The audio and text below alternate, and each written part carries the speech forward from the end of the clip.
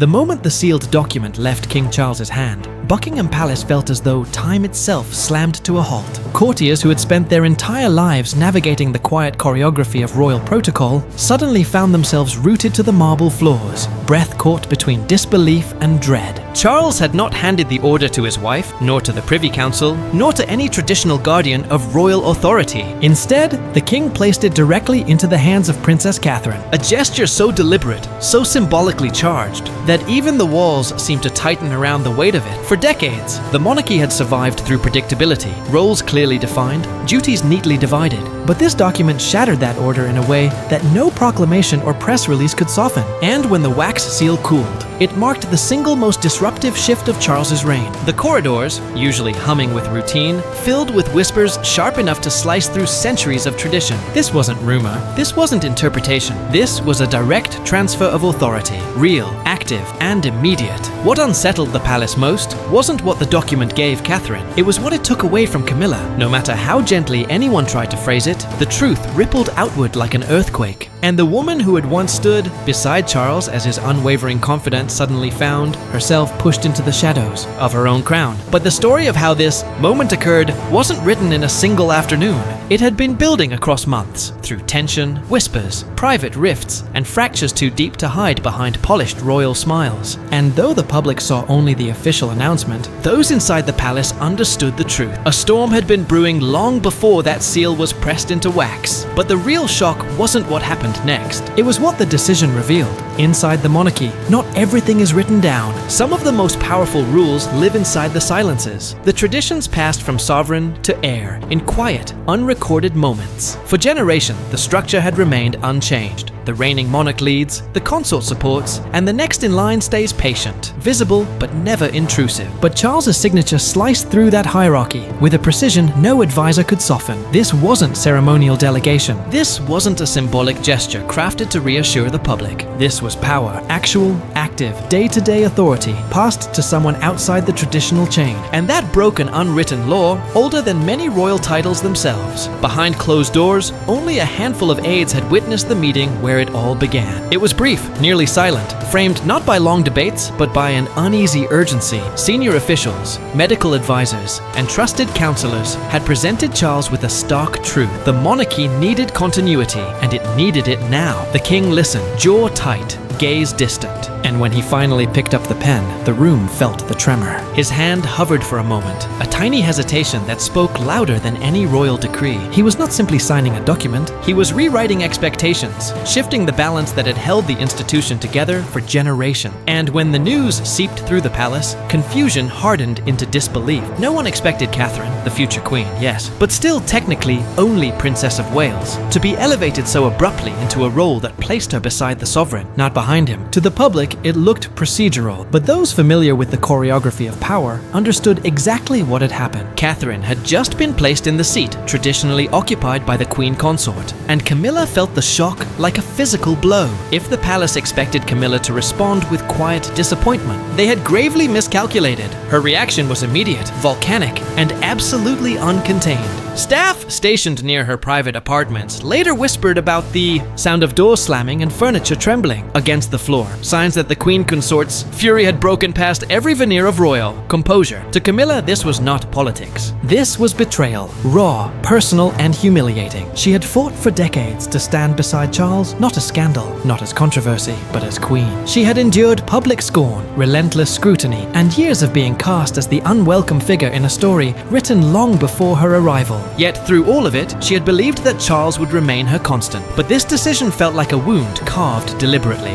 Not delegated to her, not shared with her, but handed directly to the one woman the world adored more than any royal figure in modern memory. Her questions came rapid fire, sharp, furious, echoing down the corridor. How long was this planned? Who knew before I did? Was I the only one kept in the dark? Not one of her advisors could answer without risking her rage. But the silence said everything. She was the last to know. Her disbelief grew into indignation, and the indignation hardened into something far more dangerous. A resolve that this would not be her undoing. Camilla had survived public hatred, tabloid wars, and decades of skepticism. She wasn't about to be dethroned in spirit by a single sheet of parchment, but she wasn't the only one shaken by the king's decision, because deep inside the palace, a revelation was spreading, one that exposed a fracture far older than this moment, and the true source of the divide was only beginning to surface. Long before the sealed document ever touched Catherine's hands, the palace had already begun to split along invisible fault lines. Outwardly, the royal family projected calm, unity, and tradition, but behind the scenes, the atmosphere was shifting, subtle at first, then unmistakable. Small disagreements that once seemed harmless had grown into quiet but intense power struggles. Royal engagements were being rearranged without consultation. Public statements were being revised at the last minute. Funding proposals were quietly altered, sometimes without Charles's direct approval. And behind many of these changes stood a group that had become impossible to ignore: Camilla's private advisors. What started as gentle guidance soon evolved into strategic influence. They attended meetings Charles had not invited them to.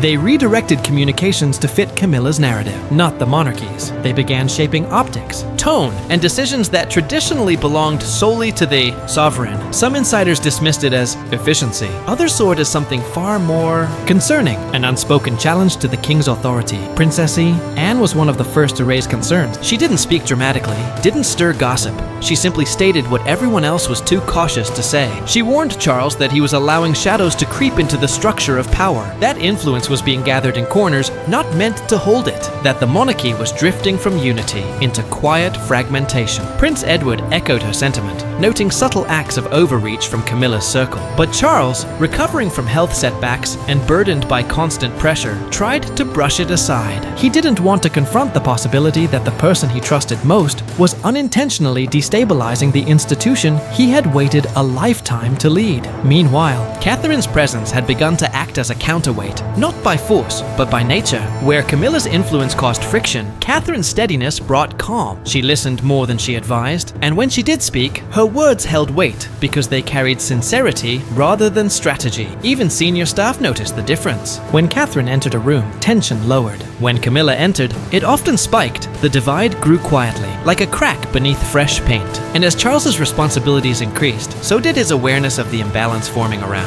him. Yet it wasn't until one moment at Balmoral that the king understood exactly how fragile the crown had become. Balmoral Castle had witnessed generations of royal laughter, grief, family reunions, and whispered disputes. But the meeting that took place in its stone-walled library on a cold, grey morning carried a weight the estate had not felt in decades. The room was deliberately sparse. No reporters, no senior courtiers, only the king, his most trusted medical advisor, and a small circle of constitutional experts. Charles had insisted on privacy. Not even Camilla had been informed. The king's hands trembled slightly as he rested them on the table. He had been feeling the strain, physically, emotionally, politically. The constant demands of the crown were tightening around him, and the internal unrest made every decision feel heavier than the last. His medical team urged him to listen. The kingdom needed stability. His health demanded relief, and his advisors warned him that the monarchy could not afford a misstep with public scrutiny higher than ever. Then the question came, the one no one dared voice until that moment. Who can act in your stead? Your Majesty. A long silence followed. Not one person suggested Camilla, not because of disrespect, but because they all understood the situation with painful clarity. Camilla was loved by Charles, but not universally trusted by the institution. Her influence was divisive, her advisors potentially compromising, her presence politically delicate, and in that silence, one name emerged, quietly, almost hesitantly: the Princess of Wales. The words drifted across the table and landed like a challenge to centuries of tradition. Catherine wasn't born royal. She had no claim to sovereignty outside marriage, but she had earned something far more powerful: